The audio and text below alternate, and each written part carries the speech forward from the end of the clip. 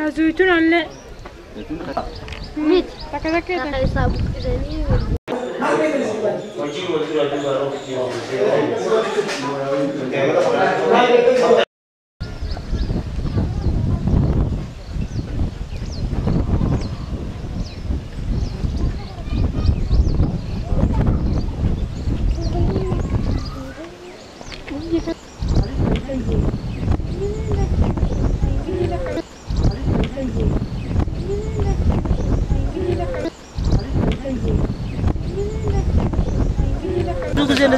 Balano putih kademin. Dia mah gaman. Ya ada. Hai.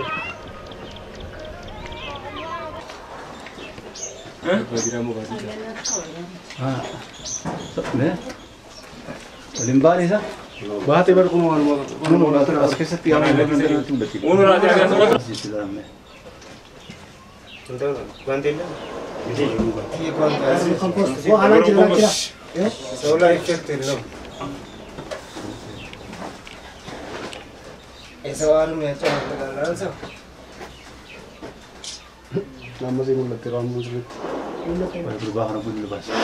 Ah. ¿Le cosa les? ¿Le qué? Míralo. Vamos arriba. Acá.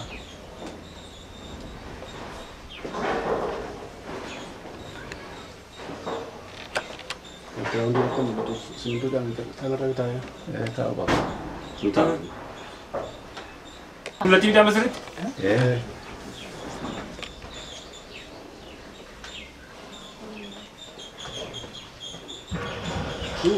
Nanti coba suruh nama. Hah? Ya kasih. Belum enggak kasih kamu itu. Aja sendiri. Hah? Bacana. Tô. Le cosa les? Le qué? Míralo. Vamos arriba. Acá.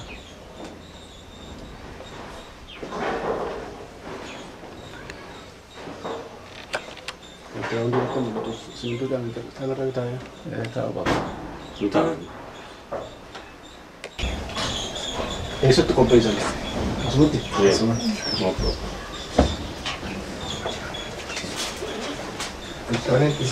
Ramon kumar roda bos-boset akka inni tortore bifa kana ta'u kuni maal jenne akkuma jennu haalama qilleensaa gisee qaamni waa sadii ilaala adaptation mitigation fi rehabilitation waan jedhamu inni kun mitigation xiqqeessuu jechuudha haalama qilleensaa wanni mitteen gaazii gataa horii irraa ba'u fincaanii fi baltii isaanii buusan deebi'ee qilleensa faala waan ta'eef inni qilleensa faalu sun gamana deebifne raammoo kana wajjin yoo wal garsiifne raammoon kun burkuteessee deebi'ee akka inni biyyee gabbisu taasisaa jechuudha. Inni kun isa xaa'oo namtolchee yookaanis natural fertilizer artificial fertilizer jedhamu san wajjin garaagarummaa inni qabu turtii ooyiruu dhaqee turtii inni kan yoo xiqqaate hanga waggaa 10tti tajaajila kennuu danda'a jechuudha. Yeroo tokko fayyadamu. Maali raammoon kun achumaan killee as keessatti darbaa killeen as keessatti darbu sun maasaa dhaqa maasaa gisee dhaqa qoshaashaa fi wantoota qilleensa faalan jennu san deebisee achumatti tortorsa. Saniif saayikilii uuma jechuu akka fakkeenyaaf wanta haltii isaa ta'u wanta lafatti bu'e kana tortoree karaa dhibee namaatiin maal waan adda addaa uumu kana deebisee karaa bu'atti akka jijjiiru godha jechuudha. Inni kun vermi compostii jennaan jechuudha. Akkasuma compostii hajaamu jira, biofertilizer hajaamu jira, natural fertilizer hajaamu isaan sadeen kana. Inni kun projektii maal godhe kiiloo takka qarshii 500 wanti dhaabbata qaawwanni kana oomishan galamsorraa kiiloo takka qarshii 500 bitee nuuf samboota kana mana nuuf jaare mana jaare kan projektii jeef jechuudha.